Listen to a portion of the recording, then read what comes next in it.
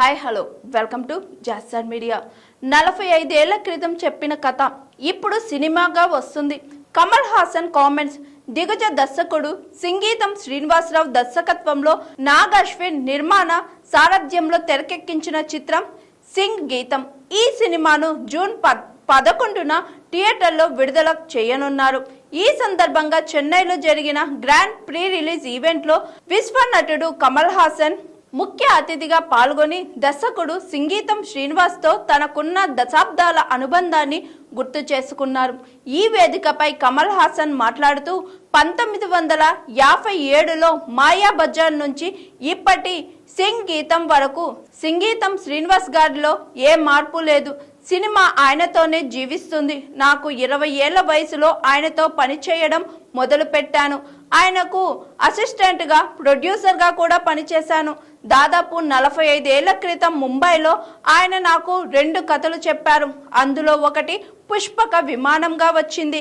రెండో కథ గురించి అప్పటి నుంచి మాట్లాడుకుంటూనే ఉన్నాం. అదే ఇప్పుడు సింగ్ గీతంగా రాబోతుంది అని పేర్కొన్నారు. 94 ఏళ్ల వయసులోనూ సంగీతం శ్రీనివాస్ చూపిస్తున్న ఉత్సాహం, ఆయనలోని సినిమా పట్ల ఫ్యాషన్ యువ దర్శకులకు ఆదర్శమని కమల్ హాసన్ అన్నారు. ఆయన పేరులోనే సంగీతం ఉందని, కానీ ఇప్పటికైనా అందరూ ఆయన్ను సంగీతం అని పిలవాలని కోరారు. ఆయన సినిమాను ఎంతటి ఫ్యాషన్స్తో తీస్తారో అది తెరపై కనిపిస్తుంది. ఆయనతో పనిచేసే అవకాశం వస్తే మళ్ళీ అసిస్టెంట్ డైరెక్టర్గా ఉండటానికే నేను సిద్ధము అని ఆయన తన అభిప్రాయాన్ని చాటుకున్నారు.